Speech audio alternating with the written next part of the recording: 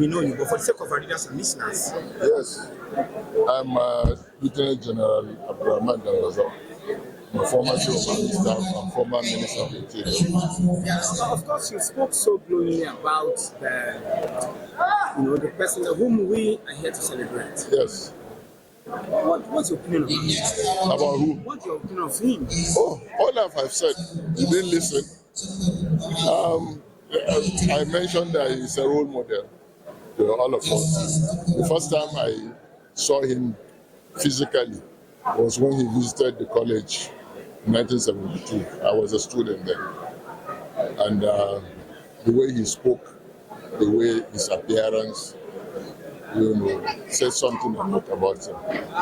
And later,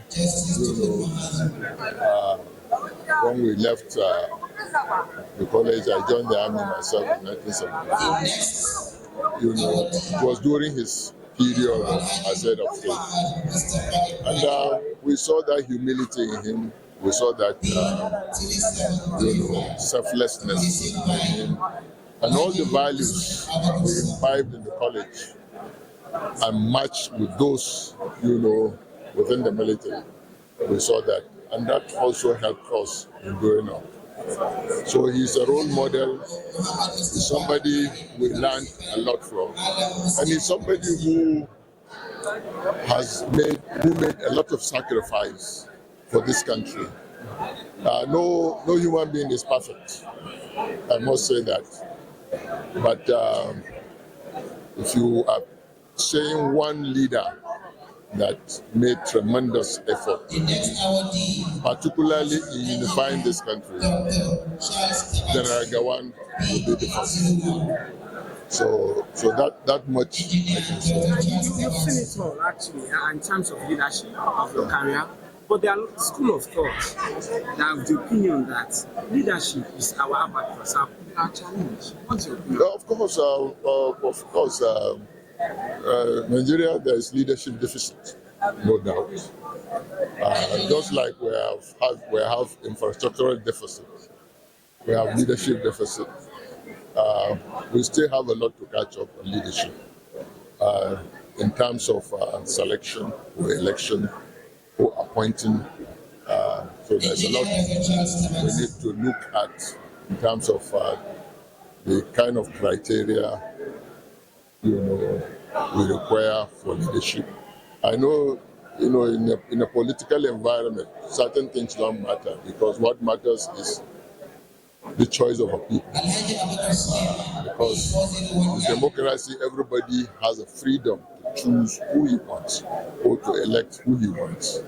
So, and majority carries the vote.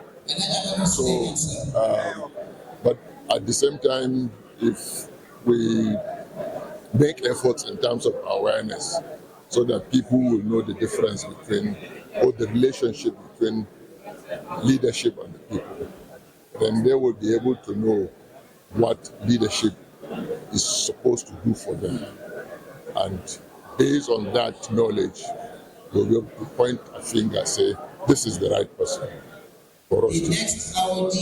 Finally, from my end, General, you've come a long way. Man, looking so knowing what's the secret? Secret of what? You're young look. I mean. Okay, I think one word: contentment, peace of mind. Okay, sir, just one question from my end, sir. We've seen the life of General Yakubu and been a leadership example. Yeah. And from the word you just said, selecting a leader has been one of the challenges Nigerians are facing in the time past. Yeah. Now, General Gowon is somebody worth emulating.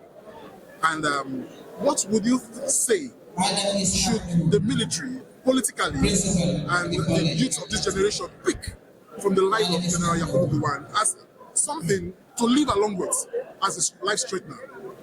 Well, General Gowon was a military man. He retired as a general. And all of us who have had the opportunity to take up leadership position within the military, of course, we look at ahead, those who are ahead of us, some of the things that they have done well, and we take advantage of that. where we find mistakes were made, we avoid them. So leadership is a continuous process. It's a process. It's not an end in itself. And in the military, we have values that guide us. We have principles that guide us, whether in peace or in war. So we always make sure that we take leverage on those principles, on those values in our leadership positions. So we study past leaders as a matter of history to learn some lessons. That's what brought us here. If you see the theme of the meeting here, it's about lessons from his leadership. So we study, even it's part of our promotion exams, we study past leaders, whether particularly those who fought battles, and study them to know, what made them, succeed, or what made them fail in certain aspects. So like I said, no person is perfect. So we learn the good, and we also learn, what to avoid, that will become obstacle to success. Thank you very much. Let's meet you by your name again, sir. My name is Garba Shehu. I had once been spokesman for President Muhammadu Buhari, President of Nigeria. So of course, we're here to celebrate the life the achievements, the person of Yakubu Gowon. What do you make of this person? Well, as all of the speakers present here have said, one after the other, he's an inspiration. He has led the country in the best way possible, and people are asking for the return of the ways in which he governed the country. I think it is important that he's been celebrated in his lifetime, that he's been appreciated this much when he's alive. So, sir, what would you say the political elites, the military guys, should pick from the life of General as a life straightener for the way forward? Selflessness, public service, and the total absence of greed. As has been said now, he served, after being head of state, he didn't have a house to move into. This is not what you see these days. I think our leaders should govern, should live for the people, not for themselves. This is the inspiration from General Gowon. In a school of thought, you have the opinion that leadership is our main problem. Why so? I don't believe that is true. I believe everyone has a part to play. Leaders and citizens, we all have our roles. Everyone has to do his part as best as we can. Thank you very much. My name is Ndagana Baba Alhaji. I'm the CEO of World Medical Relief African Partners, and we are in the program of improving the healthcare system in this country, especially equipping hospitals and providing medicines to undeserved people that cannot afford to buy them from our international partners in the US. Okay? Well, we'll come back to that. So Okay. tell us, why are we here? Yeah, we are here today to celebrate our elder statesmen and other distinguished Nigerians that are all Barewa Old Boys students. So, in the person of General Gowon and some prominent Nigerians, due to their, contribution to the improvement and development of this country.